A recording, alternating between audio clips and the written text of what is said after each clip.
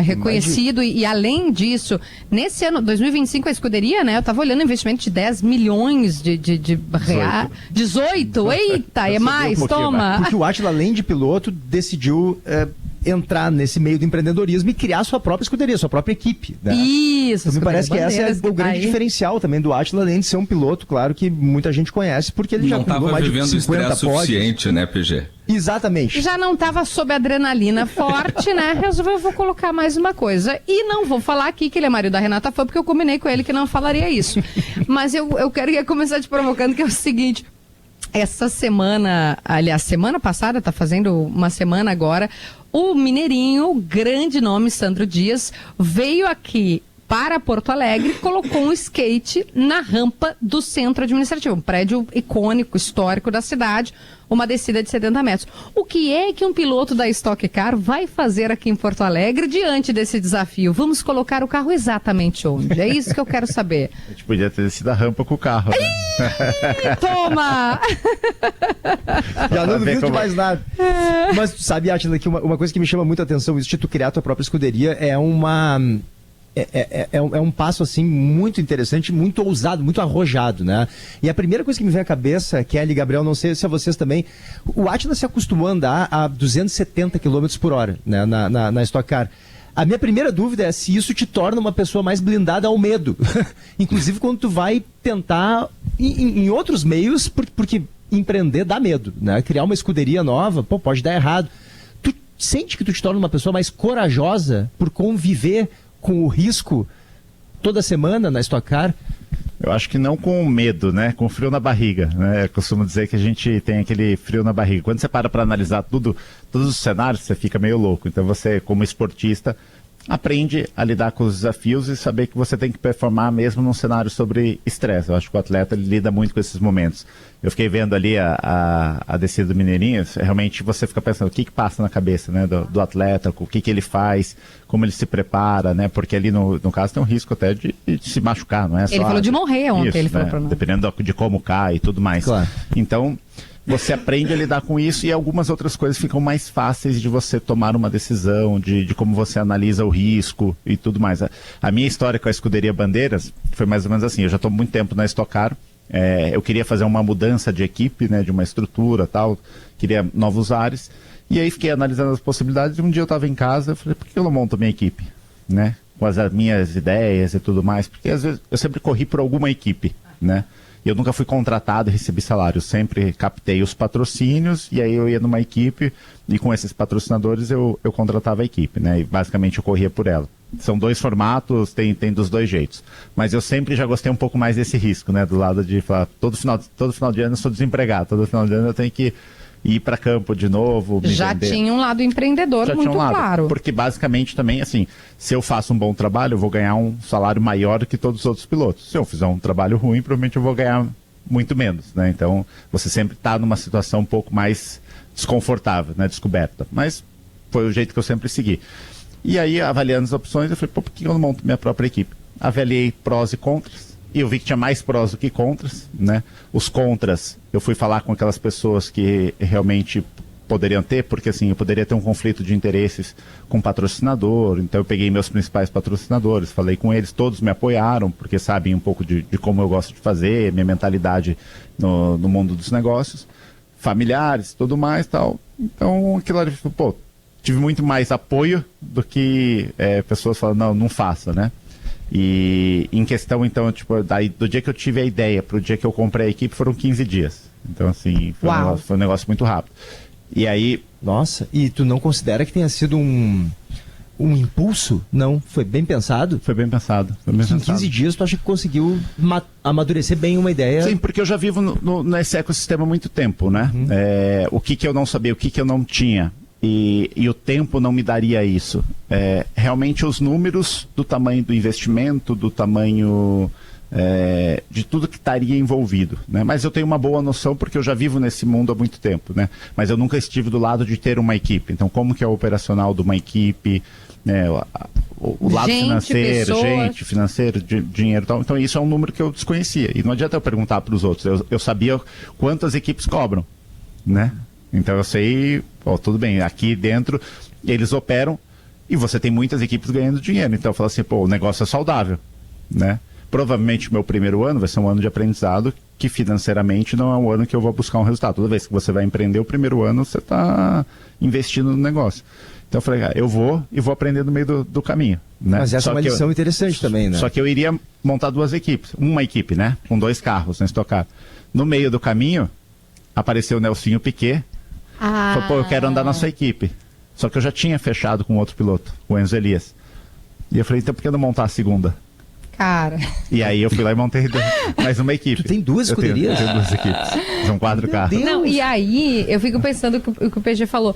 Talvez, como como atleta, né, como piloto, tu sempre te colocou na pista. Não para correr 50, cara, eu tô na pista, eu vou correr. Então, se eu tô na pista, eu vou fazer 2. Essa mentalidade... É que a minha mentalidade é assim, ó. Problema pequeno e problema grande é problema do mesmo jeito, né? Então, assim, pô, já vamos montar um negócio realmente que a gente tenha unidade. É o primeiro ano de um carro novo da Stock Car, então quando você traz mais pilotos competentes, como o Nelson Piquet, enfim, você tem pilotos com experiência, isso ajuda você a coletar mais dados e talvez já crescer um pouco mais, porque seriam 2 carros, eu e o Enzo. A gente poderia performar. Com mais outros 2 carros, Vicente Origi e o Nelsinho Piquet, eu tenho mais dados para coletar, né? Óbvio, tenho mais trabalho, mais gente para gerir e tudo mais, mas, por outro lado, eu tenho pontos positivos que podem somar dentro da nossa estrutura. E o que tu acha que... Isso é que eu acho interessante pelas lições que tu está trazendo aqui. O que tu aprendeu sobre correr riscos que qualquer pessoa de qualquer profissão poderia aplicar antes de tomar uma decisão importante, né? Olha, eu acho que assim, se você acredita, você tem uma boa ideia e você confia plenamente naquilo, você já está um grande passo de tomar a sua decisão, né? Algumas ideias, quando você olha e pensa no papel, você vai falar assim, putz, não faz muito sentido, a grande maioria das pessoas não iriam, né? O que é legal, porque se todo mundo fizesse... Você não ia estar lá, não ia ser uma grande ideia. Não seria uma grande ideia, né? Então eu acho que é colocado no papel e assumir riscos, né? Porque dentro dessa jornada... O que eu tinha? Basicamente, eu tinha o carro do Átila, e eu não tinha o orçamento inteiro. Eu tinha que comprar todos os carros e eu precisava arrumar o running de todos os pilotos. Então, assim, fora o investimento que eu iria fazer, eu teria todo o custo da outra operação. E eu precisava dar o start sem ter esse recurso. Mas falando assim, eu vou arrumar durante o processo, né? Se eu fosse esperar pelo timing de tudo, alinhar todos os pontos, juntar tudo, ter o cenário ideal... eu não teria montado a equipe. Que, aliás, é uma lição muito importante também, né? Quando você tem confiança na ideia, mesmo sabendo que vai ter que ajustar durante o percurso, foca na ideia, foca no teu, né? Isso. Que é a essência da corrida também, né? Verdade. Correto. Porque é basicamente o que a gente tem como objetivo. Muita gente olha para o piloto e para o empresário também e vê o glamour, né? Mas poucas pessoas entendem também o tamanho do trabalho invisível de treino, preparo, tentativa, erro. O que a galera não imagina que é parte fundamental do trabalho do piloto quando ele não está correndo e do empresário quando ele não está faturando?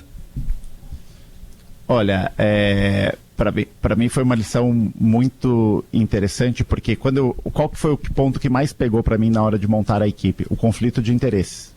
Né? Isso para mim era o ponto de tudo isso que a gente falou, que eu falei assim, onde que realmente pode dar errado? Isso aqui é o conflito de interesses. Por quê? Por eu ser o piloto e eu ser o dono da equipe, muito provavelmente outros pilotos não iriam querer estar na equipe, porque vai falar assim, tudo que tiver de bom, tem o melhor motor, tem a melhor suspensão, tem o melhor... Vai para ti. Vai para o dono da equipe, porque o cara... E de fato esse foi as primeiras perguntas, as coisas começaram a acontecer, foi o que mais questionou os pilotos. E eu, se estivesse do outro lado, questionaria também, né? Claro, porque tu vai dar o melhor carro pro outro cara e não para ti mesmo. Só que aí, do meu lado, assim, quando eu comecei a montar a estrutura, eu falava muito, pessoal, se eu montar uma equipe com esse viés, ela nasce hoje e morre amanhã. E aí eu tô dando um tiro no próprio pé, um pulo de golfinho. Por quê? Porque tu perde credibilidade no mercado. Você vai arrumar alguém que vai entrar dentro do seu projeto, vai mostrar que você fez tudo para você, ninguém mais vai querer estar contigo, acabou o projeto. Né? Claro. Você investiu, fez todo um investimento. Sim, não faria sentido nenhum. Não faria sentido. Mas aí você tem que convencer as pessoas de que realmente isso vai acontecer e você tem que estar preparado, porque o lado do piloto, eu como piloto competitivo, eu quero tudo que tiver de melhor para mim. Claro, tu quer ganhar. Mas isso te dá uma vantagem. Como tu é piloto, tu sabe o que o piloto pensa, né? Só que, por outro lado, assim, eu sou o piloto, eu quero tudo para mim, por outro lado, eu tenho a equipe, e se eu der tudo só para mim, eu mato o meu próprio negócio. É verdade. Né? Então, tá bom, como que eu me lido com isso daí? né? E aí, para mim, foi o grande pulo. E como? Como mesmo?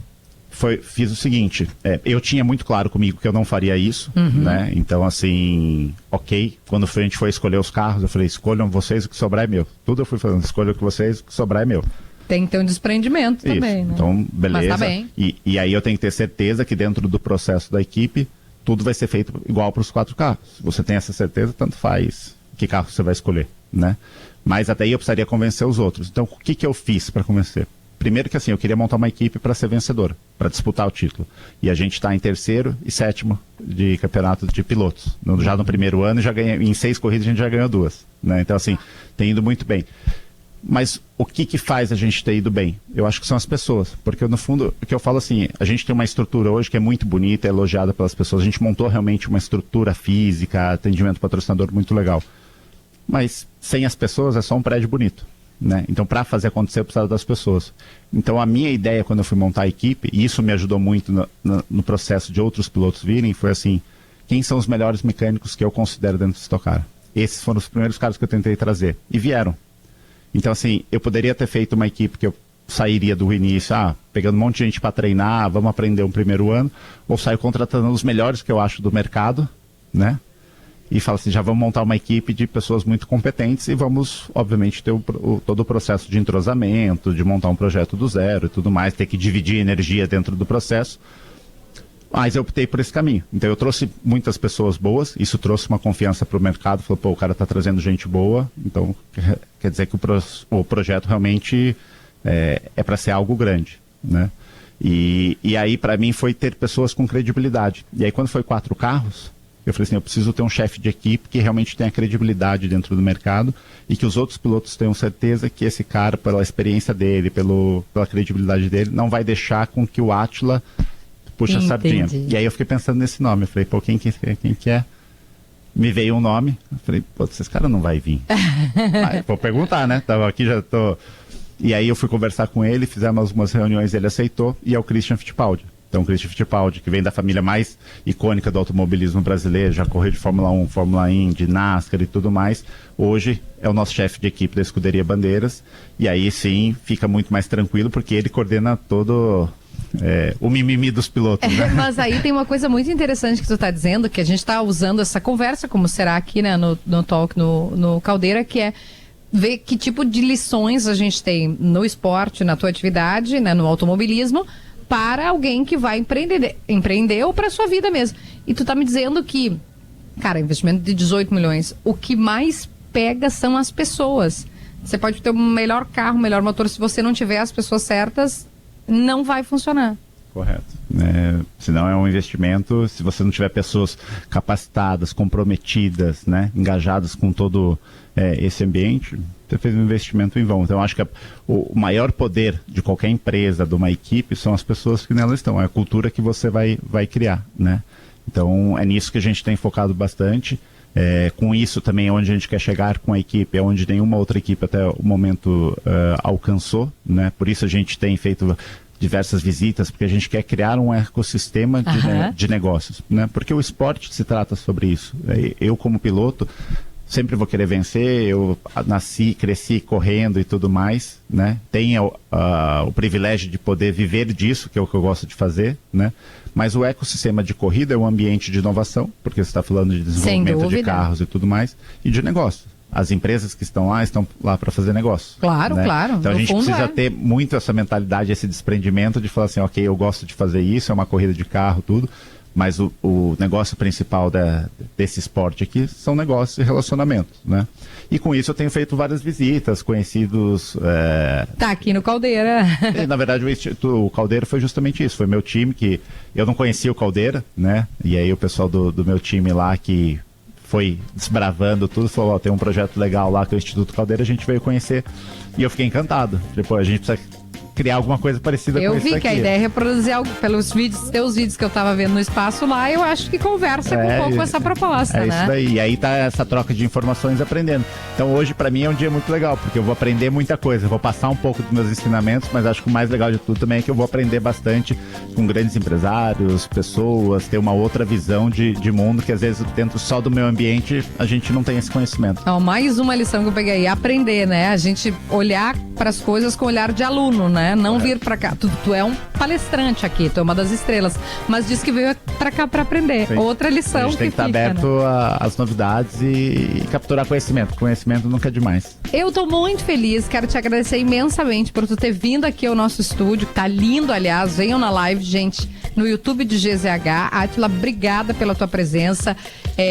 Manda um beijo pra Renata, né? Porque é a nossa ídola maravilhosa, Master. Posso dar pessoalmente? Beijo? Pelo amor de Deus, faça isso. Diga que há fãs dela aqui, fãs, que a gente tá esperando ela no programa também. E eu acho que o Pedro Bartelli deve estar nos ouvindo. Então, minha última pergunta é: quem é melhor piloto, Pedro ou Átila?